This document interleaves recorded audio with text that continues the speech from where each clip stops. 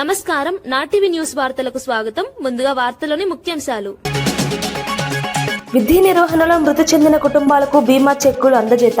ప్రతి కుటుంబానికి 1 కోటి రూపాయల సహాయం అందించిన సీఎం రేవంత్. బాధిత కుటుంబాలకు ఆర్థిక భరోసా కల్పించడమే ప్రభుత్వ లక్ష్యం. సేవలో ప్రాణాలు కోల్పోయిన వారికి ప్రభుత్వం అండగా నిలుస్తుందని వ్యాఖ్య. ఆస్తుల కోసం రాజకీయాలు చేయాల్సిన అవసరం లేదన్న షర్మిల. విజయమ్మ లేఖపై జగన్ మౌనం ఎందుకని ప్రశ్నించిన షర్మిల. వివేక హత్యాంశంపై దృష్టి మళ్లిస్తున్నారని విమర్శ. కుటుంబ విషయాల్లో నిజాలు బయటపడాలని డిమాండ్ చేసిన షర్మిల.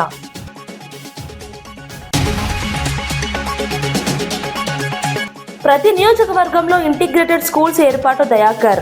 5,000 కోట్లతో విద్యారంగంలో భారీ ప్రణాళిక ప్రకటించిన దయాకర్. అందరికీ నాణ్యమైన విద్య అందించడమే ప్రభుత్వ లక్ష్యమని స్పష్టం. సంక్షేమంతో పాటు విద్యాభివృద్ధికి ప్రభుత్వం కట్టుబడి ఉందని వ్యాఖ్య. జగన్ కుటుంబ వ్యాఖ్యలపై స్పందించిన గుడివాడ ఎమ్మెల్యే రాము. కొడాలి నాని వ్యాఖ్యలను ఖండించిన వెనిగండ్ల రాము. కుటుంబ సభ్యులే ప్రశ్నిస్తున్నారని వైసీపీపై వ్యాఖ్యలు. ప్రజల నుంచి దూరమైన నేతలు ఇప్పుడు మాట్లాడడం సరికాదని విమర్శ. శ్రీరామనవమి శోభాయాత్రపై భద్రతా ఏర్పాట్లపై సిపి సమీక్ష. హైదరాబాద్ లో కట్టుదిట్టమైన బందోబస్తు ఏర్పాటు చేస్తున్నామని స్పష్టం. అవాంఛనీయ ఘటనలు జరగకుండా ముందస్తు చర్యలు తీసుకుంటామని హామీ.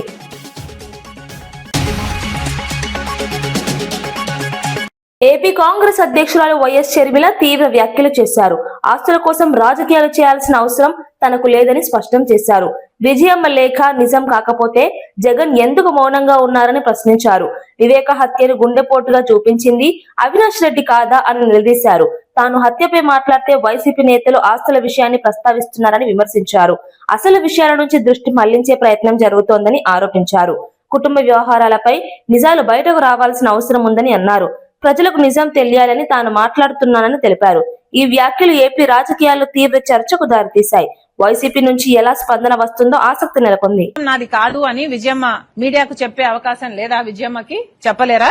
లేక జగన్మోహన్ రెడ్డి గారే ఫోన్ తీసుకుని అమ్మా సంతకం నువ్వు పెట్టలేదంటున్నారు, నిజంగానే సంతకం నీదేనా అమ్మా అని జగన్మోహన్ రెడ్డి గారు అడగలేరా? పోనీ అమ్మా సంతకం నీది కాకపోతే చెప్పు, నేను సాక్షి రిపోర్టర్ను పంపిస్తాను, మీడియాతో నువ్వు మాట్లాడు అని జగన్మోహన్ రెడ్డి గారు అమ్మని అడగలేరా? మరి ఎందుకు అడగలేదు? మరి విజయమ్మ గారైనా మీడియాకు వచ్చి ఎందుకు చెప్పలేదు నా సంతకం కాదు అని? ఎందుకంటే అది వాస్తవం కాబట్టి. జగన్మోహన్ రెడ్డి గారికి కూడా ఇది వాస్తవం అని తెలుసు కాబట్టి. కానీ నిజం వాళ్ళ పక్షాన లేదు. వాళ్ళందరూ అబద్దాలు ప్రచారం చేస్తున్నారు కాబట్టే వాళ్లకు దమ్ము లేదు. ఈ రోజు జగన్మోహన్ రెడ్డి గారైనా సరే ఇంతమంది సోషల్ మీడియాలో సైతాన్ సైన్యం చేత అయితేనేమి, లేక మీ పార్టీలో వాళ్ళ నాయకులనాలో కుక్కలనాలో వాట్ ఎవర్ అనుకోండి, వీళ్ల చేతైనా ఎందుకు మాట్లాడించడం? ఇది జగన్మోహన్ రెడ్డి గారి రాజకీయాలకు సంబంధించిన విషయం కాదు కదా. ఈ జగన్మోహన్ రెడ్డి గారు వ్యక్తిగతంగా ఆయన ఆస్తులకు సంబంధించిన విషయం అయినప్పుడు రాజశేఖర రెడ్డి గారి ఆదేశం జగన్మోహన్ రెడ్డి గారికి 4 బిడ్డలకు సమానంగా ఇవ్వాలి అని జగన్మోహన్ రెడ్డి గారికి తెలిసినప్పుడు, ఎంఓయూలో జగన్మోహన్ రెడ్డి గారు నేను సంతకం పెట్టినప్పుడు మాట్లాడితే గిట్లాడితే జగన్మోహన్ రెడ్డి గారు మాట్లాడాలి కదా. ఎందుకు ఇతరులతో మాట్లాడిస్తున్నారు అంటే జగన్మోహన్ రెడ్డి గారికి మాట్లాడే దమ్ము లేదనుకోవాలా? అందుకే ఇతరుల వెనకాల దాపెట్టుకుని షూట్ చేస్తున్నారు అనుకోవాలా? ఏమనుకోవాలి? ఈరోజు సాక్షి పేపర్ లో అయినా సరే కనీసం వీళ్లకు నిజాము పట్ల ఉన్న గౌరవం ఎంత అని చూసుకుంటే ఫ్రంట్ లోనేమో రాజశేఖర రెడ్డి గారి ఫోటో ఉంటుంది, పైన బ్యానర్ లో సత్యమేవ జయతే, సాక్షి మీద టైటిల్ అండి సత్యమేవ జయతే, పైన రాజశేఖర రెడ్డి గారి ఫోటో. కనీసం విజయమ్మ గారు రాసిన లెటర్ ని కనీసం ఆఖరి పేజీలైనా వేశారండి వీళ్ళు? వీళ్ళ సత్యం పక్కన నిల్చుండేది. They are ashamed to truth. ప్రభుత్వ విద్యను బలోపేతం చేయడానికి కీలక నిర్ణయాలు తీసుకుంటున్నామని ఎమ్మెల్సీ అద్దంకి దయాకర్ తెలిపారు. కులాలకు అతీతంగా అందరికీ నాణ్యమైన విద్య అందించేందుకు 5,000 కోట్లతో ప్రతి నియోజకవర్గంలో ఒక ఇంటిగ్రేటెడ్ స్కూల్ ఏర్పాటు చేస్తున్నామని చెప్పారు. మండలానికి ఒక తెలంగాణ పబ్లిక్ స్కూల్ ఏర్పాటు చేస్తామని వివరించారు. విద్యారంగంలో సమాన అవకాశాలు కల్పించడమే లక్ష్యమని అన్నారు. ఇందిరమ్మ కుటుంబ జీవిత బీమా పథకం ద్వారా కోట్ల కుటుంబాలకు 5 లక్షల వరకు బీమా అందిస్తున్నామని తెలిపారు. పేద కుటుంబాలకు భద్రత కల్పించడమే ఉద్దేశమని చెప్పారు. విద్యతో పాటు సంక్షేమం రెండింటినీ సమన్వయం చేస్తూ ప్రభుత్వం ముందుకు సాగుతోందని పేర్కొన్నారు. ఈ పథకాలు రాష్ట్ర అభివృద్ధికి దోహదం చేస్తాయని తెలిపారు. విద్య ఎస్సీ లేదు, ఎస్టీ లేదు, బీసీ లేదు, మైనారిటీ లేదు, ఓసీ లేదు, మనం అందరికి కూడా ఇవ్వగలిగింది విద్య. దానితోని ఒక మంచి ఫలితాలు తెలంగాణ సాధిస్తుందని ఒక ఆశయంతో ఆ రోజు ముఖ్యమంత్రి గారు మాకు చెప్పేది అధ్యక్ష. ఉచిత విద్య, ఉచిత వైద్యం ఇవ్వాలనే తలంపు ఉన్నప్పటికీ కూడా కొన్ని కారణాల వల్ల ఉచిత విద్య, ఉచిత వైద్యం అని మనం పెట్టలేము అధ్యక్ష. ఎందుకంటే 1991 నూతన ఆర్థిక విధానాలు లేకపోతే నూతన ఆర్థిక సంస్కరణల వల్ల మనం ప్రైవేటును మనమే ప్రోత్సహించినాం, కార్పొరేట్ను కూడా మనమే ప్రోత్సహించినాం. కాబట్టి ఒక్క ఉదుటిన ఉచిత విద్య ఉచిత వైద్యం అని అనలేక వంతుల వారీగా ప్రభుత్వ విద్యను ప్రభుత్వ వైద్యాన్ని మనం బలోపేతం చేసే దిశగా కార్యాచరణ ఉండాలనే దానికి ఈరోజు ఇక్కడ బీజాలు పడినాయి అధ్యక్ష. ఇలా తెలంగాణ పబ్లిక్ స్కూల్స్ పేరు మీద మండలానికి గరిష్టంగా 1, నియోజకవర్గానికి 5-6 స్కూల్స్ పెట్టాలని ఒక ఆలోచనతో కేటాయింపులు జరిగిన అంశాన్ని మిత్రులు గమనించాలని నేను కోరుతున్నా. వైద్యానికి సంబంధించి అంశం చెప్పే ముందు అధ్యక్ష, ఈ రాష్ట్రంలో 1,15,00,000 కుటుంబాలకు ఉచిత బీమా 5 లక్షల వరకు ఎవరికైనా సరే, దానికి ఏం పేద లేదు, ఉన్నతి లేదు, ఎవరికి లేదా, ప్రతి ఒక్క కుటుంబానికి ఈరోజు జీవిత బీమా కల్పించే ప్రయత్నం ఇలా ఇందిరమ్మ కుటుంబ జీవిత బీమా అని చెప్పి ప్రకటించిన అధ్యక్ష. ఇది ఏ పార్టీకి గతంలో వాళ్ళు కాక అవును మేము మా పార్టీతో ఉంటేనే మేము పథకాలు ఇస్తాం అన్నట్టుగా కాదు అధ్యక్ష. ఈరోజు మేము డబుల్ బెడ్రూమ్ ఇల్లు కూడా మిత్రుడు చెప్పిండు అధ్యక్ష. ఈరోజు ఏ లెవెల్లో ఉన్న వాటికి ఎంత పేమెంట్స్ చేయాలనే విషయంలో వారికి తెలియంది కాదు. ఈ బడ్జెట్లో కూడా 5,000 కాదు అధ్యక్ష, 7,300 కోట్ల పైచిలికేయాలి మేము చెల్లింపుల కొరకు ఇచ్చినాం. ఎందుకంటే ఇల్లు 1 సంవత్సరంలోనే పూర్తయ్యేది, 5 నెలల్లో పూర్తయ్యేది కాదు అధ్యక్ష. బునియాది లెవెల్లో కొంత, లెంటల్ లెవెల్లో కొంత, స్లాబ్ లెవెల్లో కొంత, L1, L2, L3గా మనం డిఫైన్ చేసినాం అధ్యక్ష. దాంట్లో ఇప్పుడు మనం చెల్లింపులు 5,500 కోట్ల పైచిలికి ఇప్పుడు చెల్లించిన పరిస్థితి అధ్యక్ష. కాబట్టి కులగణనలో ఓబీసీలకు ప్రత్యేక కాలం లేకపోవడంపై మాజీ మంత్రి శ్రీనివాస్ గౌడ్ కేంద్రాన్ని విమర్శించారు. దేశంలో జంతువుల లెక్కలు తీస్తూ ఓబీసీల లెక్కలు తీసుకోకపోవడం అన్యాయమని మండిపడ్డారు. 33 కాలమ్స్ లో బీసీల ప్రస్తావన లేకపోవడం ఆశ్చర్యకరమని అన్నారు. మెజారిటీ వర్గాలైన ఓబీసీలకు సరైన గుర్తింపు ఇవ్వాలని డిమాండ్ చేశారు. 42% రిజర్వేషన్లు ఇవ్వాలని స్పష్టం చేశారు. లేకపోతే ఢిల్లీని దిగ్బంధిస్తామని హెచ్చరించారు. సామాజిక న్యాయం కోసం పోరాటం కొనసాగిస్తామని తెలిపారు. కేంద్రం వెంటనే స్పందించి చర్యలు తీసుకోవాలని కోరారు. ఈ వ్యాఖ్యలు రాజకీయంగా చర్చనీయాంశమయ్యాయి. బీసీ వర్గాల్లో చర్చకు దారితీశాయి. జంతువుల లెక్క ఉంది కానీ మనుషుల లెక్క లేదు. అది మెజారిటీ వర్గాల యొక్క బీసీ లెక్క, ఓబీసీ యొక్క లెక్క లేదు. 80 సంవత్సరాల తర్వాత ఇప్పుడున్నటువంటి ప్రభుత్వం మేము కులగణన చేస్తామని చెప్పి గొప్ప ప్రకటన చేసింది. మరి చాలామంది అన్ని రాష్ట్రాల్లో ప్రతి ఎలక్షన్లో గొప్ప చెప్పుకున్నారు, మేము కులగణన చేస్తున్నాం, అత్యధిక జనాభా గలటువంటి ఓబీసీలకు అన్యాయం జరిగింది, కులగణన తర్వాత మీకు అన్ని రంగాల్లో రిజర్వేషన్ ఇస్తామని చెప్పి గొప్పలు చెప్పుకున్నది. మరి అసలు రంగు ఇప్పుడు బయటపడ్డది. కులగణన స్టార్ట్ అయింది. ఎస్సీ కుటుంబాలన్నీ, ఎస్టీ కుటుంబాలన్నీ, ఏ కుటుంబాలన్నీ అని 33 కాలమ్స్ పెట్టింది. కానీ మరి దానిలో బీసీ కుటుంబాలు అనేది ఎందుకు రాలేదు? ఎప్పుడు చేస్తారు? మీకు ₹1 ఖర్చు కాదు అదనంగా. మీకు నిజంగా చిత్తశుద్ధి ఉంటే ఖచ్చితంగా కూడా 34వ కాలంలో ఓబీసీల కుటుంబాలు వాళ్ళ ఎన్ని హౌస్ హోల్డ్స్ ఉన్నాయి అని లెక్క పెట్టాలి. కానీ మీకు ఆ ఉద్దేశం లేదు. కేవలం అధికారం రావడానికి మాత్రమే వీళ్ళు కావాలా, వీళ్ళని ఉపయోగించుకోవాలని చెప్పి ఇలా మోసం చేస్తూ మోసపూరితమైనటువంటి ఆలోచన ఉన్నందుకే మీరు ఆ కాలం పెట్టలేదు. మేము డిమాండ్ చేస్తూ ఉన్నాం. ప్రధానమంత్రి ఓబీసీ కదా, ప్రధానమంత్రి అంటే ఓబీసీ ప్రధానమంత్రి ఎవరి చేతులు ఉన్నాడు? కనీసం ఒక మంత్రిత్వ శాఖ లేదు, బడ్జెట్ లేదు, ఎక్కడ ఏం లేదు, అన్నిట్లో అన్యాయమే. కనుక ఖచ్చితంగా ఇచ్చిన మాట ప్రకారం ఈ ప్రభుత్వం వెంటనే మార్చాలి. కులగణనలో ఓబీసీల కుటుంబాల సంఖ్యను చేర్చాలి. అప్పుడే సామాజికంగా, ఆర్థికంగా అన్ని రంగాల్లో రేపు భవిష్యత్తులో వీళ్ళ స్థితిగతులను బట్టి రిజర్వేషన్ కూడా ఇవ్వడానికి అవకాశం ఉంటుంది. మీకు నిజమైనటువంటి ఓబీసీ మీద ప్రేమ అనేది ఉంటే ఖచ్చితంగా మీరు చేర్చండి. లేనట్లయితే మీ యొక్క బండారం ఖచ్చితంగా మేము బయటేసి రాష్ట్ర వ్యాప్తంగా, దేశవ్యాప్తంగా కూడా ఆందోళన చేసి మరి మోసం చేస్తుందని చెప్పి ఖచ్చితంగా మేము ప్రజాకోర్టులో మీకు శిక్ష పెట్టేట్టు గ్యారెంటీగా చేస్తాం. ఈరోజు ఏ రాష్ట్రం చూసినా కూడా అధికారంలో రావడానికి, ఈ దేశంలో ప్రధానమంత్రి కావడానికి ఓబీసీలో ఓట్లే. కానీ మరి ఎక్కడ కూడా న్యాయం జరిగే పరిస్థితి కనిపిస్తలేదు. మేము గతంలో చట్టసభలో కూడా రిజర్వేషన్ అవ్వాలని చెప్పి మరి టీఆర్ఎస్ గవర్నమెంట్లో మేము రెజల్యూషన్ పాస్ చేసి పంపడం జరిగింది. మరి ఇంతవరకు కూడా అది లేదు. 42% రిజర్వేషన్ ఇవ్వాలని కూడా ఇక్కడికి వచ్చింది, అది కూడా లేదు. అంటే ఈ ప్రభుత్వాలకు మనల్ని ఓటు బ్యాంకుని చూస్తుంది తప్ప నిజంగా మనల్ని బాగు చేయాలనే ఆలోచన లేదు. ఖచ్చితంగా అందరూ సంఘటితంగా కొట్లాడాల్సిన అవసరం ఉంది, పోరాటం చేయాల్సిన అవసరం ఉంది. ఈ న్యాయమైన డిమాండ్ను వీళ్ళు నెరవేర్చకపోతే ఖచ్చితంగా వీళ్ళను నిలదీయాల్సిన అవసరం ఉందని చెప్పని ఇలాంటి సంఘటనలు, ఇలాంటి ధర్నా కార్యక్రమం ఇంకా ఎక్కువ చేయాలి. ఈరోజు ఓబీసీ జేఏసీ ఆధ్వర్యంలో, శ్రీనివాస్ గౌడ్ గారి ఆధ్వర్యంలో మరి మన సంఘర్ష్ రాష్ట్రీయ సంఘర్ష ఆధ్వర్యంలో మోహన్ రావు తైవార్ ఆధ్వర్యంలో ఆంధ్రప్రదేశ్ శంకరరావు గారి ఆధ్వర్యంలో దాదాపు 16 రాష్ట్రాల నుంచి దాదాపు 10-16 మంది ఎంపీలు రావడం జరిగింది. ఇట్లా లాభం లేదు, లక్షలాది మంది గదులు రావాలి, ఢిల్లీని ముట్టడించాలనేటువంటి ఆలోచన అందరిలో వస్తూ ఉంది.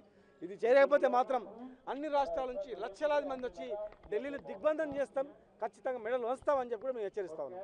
కాంగ్రెస్ ప్రభుత్వం ప్రవేశపెట్టిన బడ్జెట్ పై బీఆర్ఎస్ నేత బైకాని శ్రీనివాస్ యాదవ్ తీవ్ర విమర్శలు చేశారు. బడ్జెట్ మొత్తం అబద్దాల మయమని ఆరోపించారు. ఎన్నికల ముందు బీసీలకు ఇచ్చిన 60 హామీలలో ఒక్కటి నెరవేర్చలేదని మండిపడ్డారు. 1,00,000 కోట్లు కేటాయిస్తామని చెప్పి ఇప్పటి వరకు 15,000 కోట్లు కూడా ఖర్చు చేయలేదని విమర్శించారు. బీసీల అభివృద్ధిపై ప్రభుత్వం నిర్లక్ష్యం చూపుతోందని అన్నారు. కేసీఆర్ నాయకత్వమే తెలంగాణకు రక్షణ అని పేర్కొన్నారు. ప్రజలను మోసం చేసే విధంగా ప్రభుత్వం వ్యవహరిస్తోందని ఆరోపించారు. వెంటనే హామీలను అమలు చేయాలని డిమాండ్ చేశారు. ఈ వ్యాఖ్యలు రాజకీయంగా వేడెక్కించాయి. రేవంత్ రెడ్డి ప్రభుత్వము మొన్న ప్రవేశపెట్టినటువంటి 3వ బడ్జెటు అంతా ఉత్తుత్తి బడ్జెటు, గ్యాస్, దాంట్లో ఏమాత్రము నిజాలు కానీ ఏవి కూడా అన్ని అబద్ధాలే, ఏవి కూడా నిజాలు లేవు. ఇంతకుముందు బడ్జెట్ అంతే జరిగింది, ఇప్పుడు బడ్జెట్ కూడా అంతే జరిగింది. మరీ ముఖ్యంగా బీసీలకైతే తీవ్రమైనటువంటి అన్యాయం జరిగింది. ఏదైతే బీసీలకు అన్నీ చేస్తామని చెప్పి అరివిగామి హామీలు 420 హామీలలో బీసీలకు ఒక్కరికే 60 హామీలు ఇచ్చిండు రేవంత్ రెడ్డి గారు.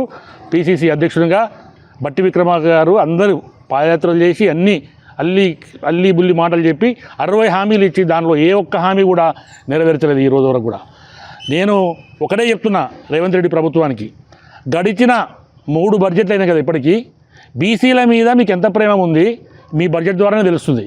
మీరు కేటాయించినటువంటి నిధులు దాదాపుగా 1,00,000 కోట్లు కేటాయిస్తామన్నారు 5 సంవత్సరాలకు గాను.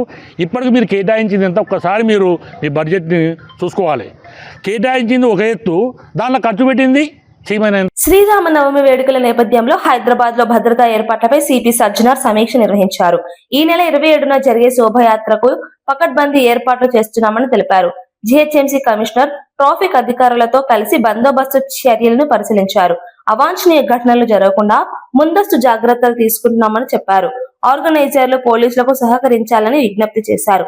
యాత్రను నిర్ణీత సమయానికి ప్రారంభించాలని సూచించారు. భక్తులు నియమాలను పాటిస్తూ కార్యక్రమంలో పాల్గొనాలని కోరారు. నగరంలో శాంతి భద్రతలకు ప్రాధాన్యత ఇస్తున్నామని తెలిపారు. పండుగను ప్రశాంతంగా నిర్వహించేందుకు అన్ని ఏర్పాట్లు పూర్తి చేస్తున్నామని స్పష్టం చేశారు. స్టార్ట్ చేస్తే మనకు కూడా ఈజీ ఉంటుంది. కన్సర్న్ ఎవరెవరు ఉన్నారు ఈ ఒక ప్రొసెషన్ వాళ్ళు కూడా అక్కడ లోకల్ ఉన్న ఆఫీసర్స్ తోని కోఆర్డినేట్ చేస్తే ఎటువంటి ఇబ్బంది ఉండదు, ఎటువంటి లేట్ కూడా కాదు. మనకు కూడా మీకు ప్రెషరైజ్ చేసే ఒక అవకాశం కూడా దొరకదు. So I request the organization Bhagavantarao గారికి, మన పెద్దలు మన గోవింద్ రాటి గారికి అందరు కూడా మీరు టైం ప్రకారం ఈ ప్రొసెషన్ స్టార్ట్ చేయడానికి అక్కడ లోకల్ ఆర్గనైజర్స్ ని కోఆర్డినేట్ చేయని చెప్పి నేను కోరుతున్నాను. ఎమ్మెల్యే వీర్లపల్లి శంకర్ ను పిసిసి ఓబీసీ విభాగం చైర్మన్ గా నియమించడం ద్వారా పార్టీ బలోపేతం అవుతుందని టిపిసిసి అధ్యక్షుడు మహేష్ కుమార్ గౌడ్ తెలిపారు. ఆయన నాయకత్వంలో ఓబీసీ విభాగం మరింత బలపడుతుందని విశ్వాసం వ్యక్తం చేశారు. రాహుల్ గాంధీ ఆలోచనల మేరకు సీఎం రేవంత్ రెడ్డి నేతృత్వంలో కులగణన చేపట్టామని చెప్పారు.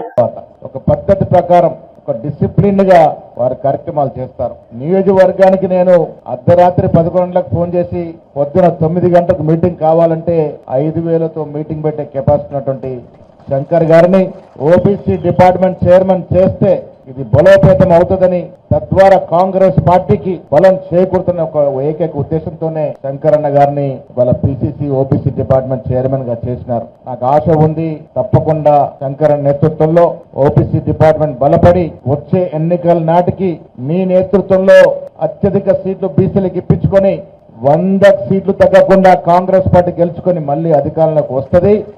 ఇది నా మాట, మీ మాటగా చెప్తా ఉన్నాను. మిత్రులారా, పొన్నం ప్రభాకర్ గారు చెప్పినారు కేబినెట్ లో వారితో పాటు మా సిఆర్ఎన్న, సురేఖ అక్క ముగ్గురు కూడా అనునిత్యం బీసీలకు రావాల్సిన వాటా గురించి పోరాడుతా ఉన్నారు. గతంలో తెలంగాణ ఉద్యమంలో పెద్దలు హనుమంతరావు గారు, మధుయాష్ గారు, పొన్నం ప్రభాకర్ గారు వీరే కదా పోరాటం చేస్తే తెలంగాణ వచ్చింది. సో ప్రతి పోరాటంలో బీసీల ఆరాటం ఉంది కాబట్టే వాళ్ళ తెలంగాణ సాకారమైంది.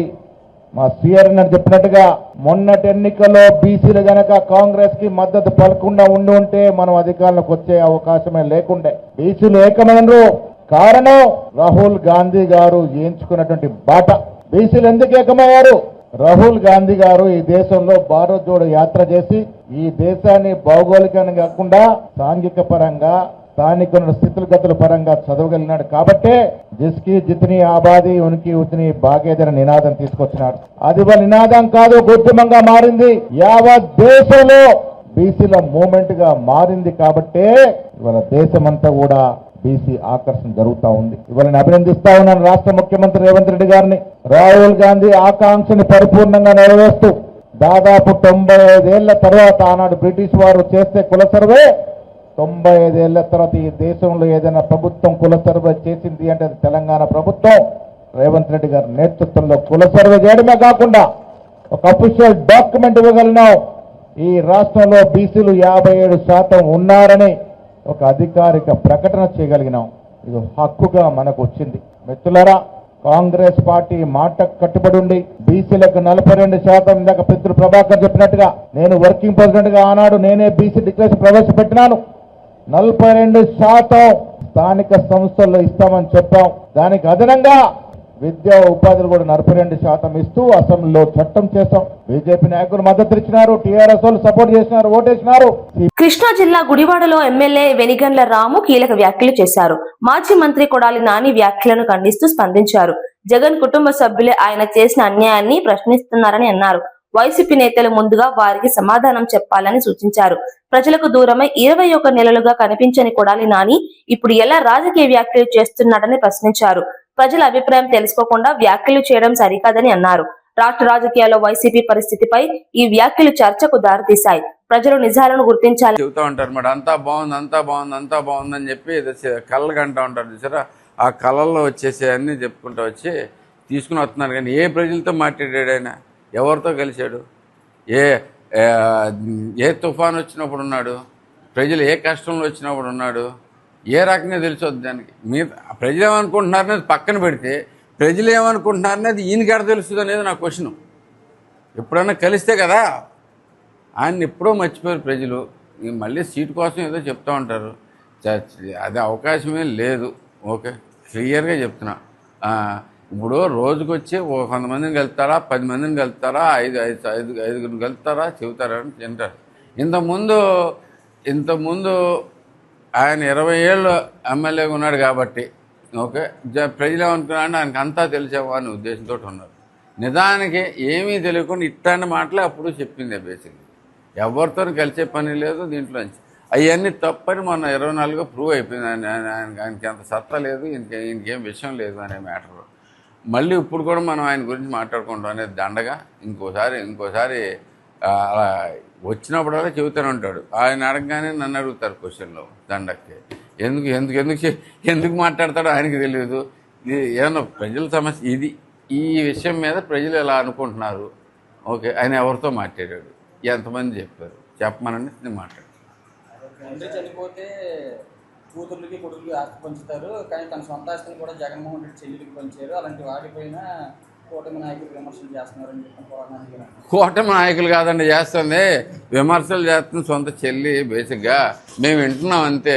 ఆయన చెప్పింది వింటున్నాం, ఆవిడ చెప్పింది వింటున్నాం. మాకు ఏది కరెక్ట్ అని మీకు అనిపిస్తుంది? మీరు ఆలోచించుకోండి. ఒకటే ప్రశ్న. ఇప్పుడు జగన్మోహన్ రెడ్డి గారు చెప్పింది వింటున్నాము, ఇద్దరు చెల్లెళ్ళు చెప్పింది వింటున్నాము. ఏది కరెక్ట్ అనిపిస్తుంది ఎవరికైనా కానీ? అది వాళ్ళే వదుకోండి. మాకు మధ్యలో ఎందుకు మధ్యలో గోలా? దీంట్లో ఓకే అని డబ్బులు ఇవ్వలేదని తల్లి వాళ్ళ మదర్ చెప్తున్నారు, వాళ్ళ సిస్టర్స్ చెబుతున్నారు. అలాగే ఈయన వివేకానంద రెడ్డి గారి మర్డర్ కేసు గురించి అలాగే ఉంది. ఓకే, ఆయన మనం చెప్పేది కాదు, వాళ్ళ సిస్టర్సే చెప్తున్నారు. అందరూ డైరెక్ట్గానే ఆవిడే చెబుతుంది. అంటే మేనల్లుడికి మేనకోడలకి అన్యాయం చేశాడు అని చెప్పేసి వాళ్ళ మదరే. మాకేం పని అండి బేసిక్గా మధ్యలో మాట్లాడటానికి? వాళ్ళకి ఆస్తులు వచ్చినాయా రాలేదా, ఎవరి పర్సనల్ విషయం వాళ్ళది, దాంట్లో చూసుకుని మేము విమర్శలు చేయట్లా. ఇక్కడ వీళ్ళు గవ్వుకుని కుళ్ళిపోయి మేమేమైనా చేసేస్తామో విమర్శలు అని చెప్పి జనాల ఈ కొత్త ఈ లాజిక్లు తీసుకొస్తున్నారు. కానీ దీంట్లోకి అది చెప్పింది చక్కగా స్పష్టంగా చెబుతున్నారు. చెల్లెళ్ళు ఇద్దరు అలాగే మదరు అందరూ. వాళ్ళు నమ్ముతారా నమ్మరా ప్రజలు ఇష్టం, మనకెందుకు బేసిక్.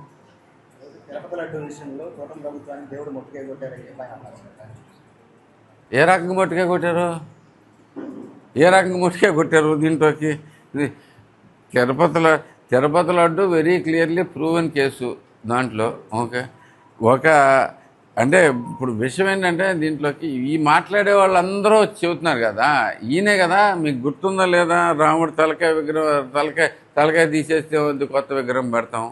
ఓకే, ఆంజనేయులు చెయ్యిరిగిపోతే ఏమొద్దన్నాడు. ఆయన మాట్లాడే దాంట్లో ఏంటని క్రెడిబిలిటీ? మళ్ళీ తిరుపతి దీంట్లోకి చెప్తారు. ఇప్పుడు దాంట్లో వేసుకుని దీంట్లో చేసుకొస్తాం, దీంట్లో ఇంపార్టెంట్ లేదు బేసిక్గా. మనం కూడా ఏంటంటే ఇప్పుడు విషయం ఏమొద్దంటే, ఇప్పుడు ఆయన చెప్పాడు, మీరు అడిగారు, నేను చెప్పాల్సి వస్తుంది. లేకపోతే ఎవరు పడుచుకునే వాళ్ళు గారు, ప్రజలందరికీ కూడా తెలుసు. ఇవన్నీ మర్చిపోతారా? ఎవరు మర్చిపోయింటారు? అంటే సాక్షాత్తు దేవుడు తల తెగితేనే ఏమీ లేదనేవాడు బేసిక్గా నేను భక్తుణ్ణి అంటే నేనేం చెబుతారు బేసిక్గా? అది దాంట్లో మనకి అది. విద్యుత్ శాఖలో విధి నిర్వహణలో మరణించిన ఉద్యోగుల కుటుంబాలకు సీఎం రేవంత్ రెడ్డి ఆర్థిక సహాయం అందించారు. ప్రతి కుటుంబానికి 1 కోటి రూపాయల ప్రమాద బీమా చెక్కులను అందజేశారు. బాధిత కుటుంబాలకు ఆర్థిక భరోసా కల్పించడమే ప్రభుత్వ లక్ష్యమని తెలిపారు. ఈ పథకం ద్వారా ఉద్యోగుల కుటుంబాలకు భద్రత లభిస్తుందని పేర్కొన్నారు. సేవలో ప్రాణాలు కోల్పోయిన వారిని ప్రభుత్వం గుర్తిస్తోందని చెప్పారు. వారి కుటుంబాలకు అండగా నిలవడం బాధ్యతగా భావిస్తున్నామని తెలిపారు. ఈ చర్చతో బాధిత కుటుంబాలకు కొంత ఊరట కలిగిందని అన్నారు. సంక్షేమ భద్రతకు ప్రభుత్వం ప్రాధాన్యత ఇస్తుందని స్పష్టం చేశారు.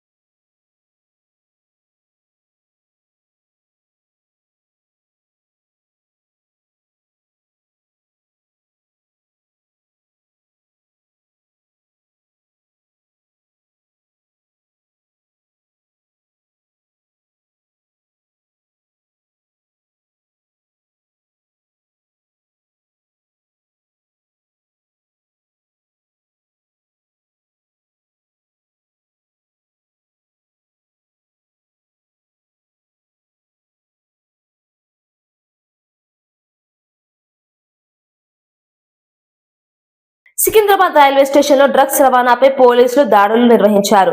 జీఆర్పీ, ఈగల్, ఆర్పీఎఫ్ సంయుక్తంగా తనిఖీలు చేపట్టి 2 నిందితులను అరెస్ట్ చేశారు. ఒడిశా నుంచి ఢిల్లీకి గంజాయి తరలిస్తున్నట్టు గుర్తించారు. వారి వద్ద నుంచి 10 కిలోల గంజాయి, 2 మొబైల్ ఫోన్లు స్వాధీనం చేసుకున్నారు. గంజాయిని తక్కువ ధరకు కొనుగోలు చేసి అధిక ధరలకు విక్రయించాలన్న యోచనతో తరలిస్తున్నట్టు విచారణలో వెల్లడైంది. సికింద్రాబాద్ లో రైలు మార్పిడి కోసం వేచి ఉన్న సమయంలో పోలీసులు పట్టుకున్నారు. నిందితులను అదుపులోకి తీసుకుని కేసు నమోదు చేశారు. డ్రగ్స్ రవాణాపై పోలీసులు కట్టుదిట్టమైన చర్యలు తీసుకుంటున్నారు.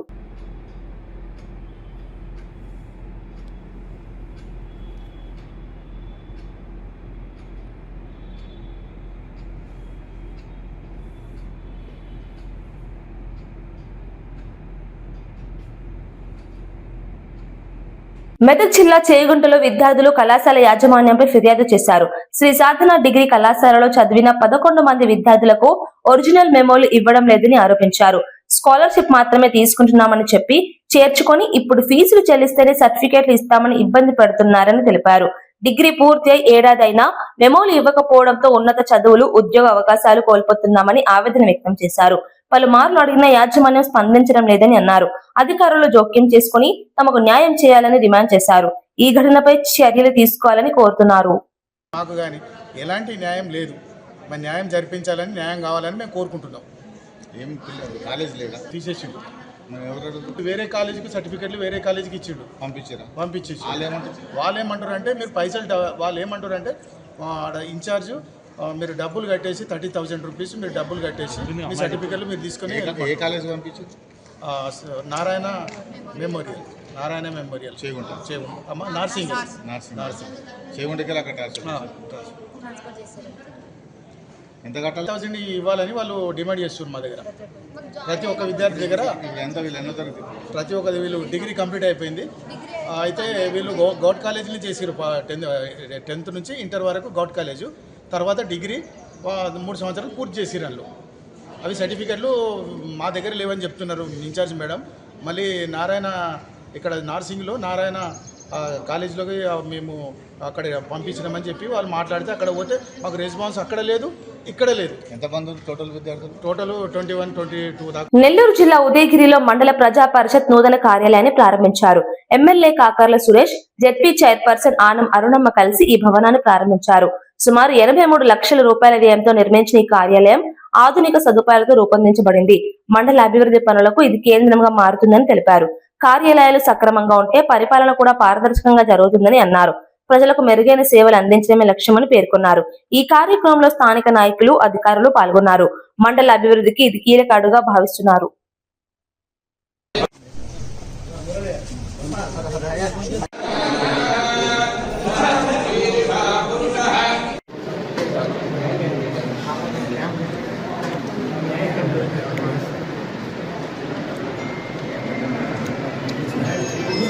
ఫోన్ చేయటమా పెడతాం కదా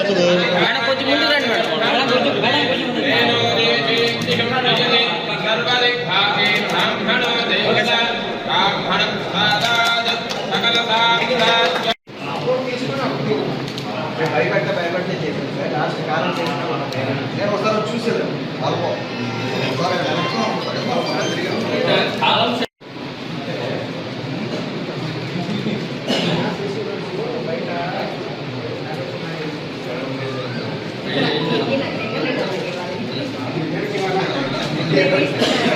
కార్యక్రమానికి విచ్చేసిన గౌరవ శాసనసభ్యులు శ్రీ కాకర్ల సురేష్ గారికి, మండల ప్రజా పరిషత్ అధ్యక్షులు శ్రీమతి మూలే పద్మజ వినయ్ రెడ్డి గారికి, ఉదయగిరి జడ్పీటీసీ సభ్యులు శ్రీ మోడి రామాంజనేయులు గారికి, ఉదయగిరి మండల ప్రజా పరిషత్ అధ్యక్షులు వారి కోరిన మేరకు నేను 2025 జనవరి మాసంలో ఈ కార్యాలయంకు సందర్శించడం జరిగింది. ఆ సమయంలో అధ్యక్షుల వారు కార్యాలయం శిథిలావస్థలో ఉంది మరియు పునః నిర్మించుటకు మండల ప్రజా పరిషత్ 15వ ఆర్థిక సంఘం నిధులతో పాటు జిల్లా పరిషత్ నుండి నిధులు మంజూరు చేయవలసిందిగా కోరాను. 2025 మాసంలో ఈ కార్యాలయం భవనం కొరకు జిల్లా ప్రజా పరిషత్ 15వ ఆర్థిక సంఘం నిధుల నుంచి 36.20 లక్షలు మంజూరు చేసి తగిన నిర్మాణం పూర్తి చేయవలసిందిగా సూచించడమైనది. అందుకు తగ్గట్లుగా వార్తలు ముగించే ముందు ముఖ్యాంశాలు మరోసారి. విధి నిర్వహణలో మృతి చెందిన కుటుంబాలకు బీమా చెక్కులు అందజేత. ప్రతి కుటుంబానికి 1 కోటి రూపాయల సహాయం అందించిన సీఎం రేవంత్. బాధిత కుటుంబాలకు ఆర్థిక భరోసా కల్పించడమే ప్రభుత్వ లక్ష్యం. సేవలో ప్రాణాలు కోల్పోయిన వారికి ప్రభుత్వం అండగా నిలుస్తుందని వ్యాఖ్య. ఆస్తుల కోసం రాజకీయాలు చేయాల్సిన అవసరం లేదన్న షర్మిల. విజయమ్మ లేఖపై జగన్ మౌనం ఎందుకని ప్రశ్నించిన షర్మిల. వివేక హత్యాంశంపై దృష్టి మళ్లిస్తున్నారని విమర్శ. కుటుంబ విషయాల్లో నిజాలు బయటపడాలని డిమాండ్ చేసిన షర్మిల.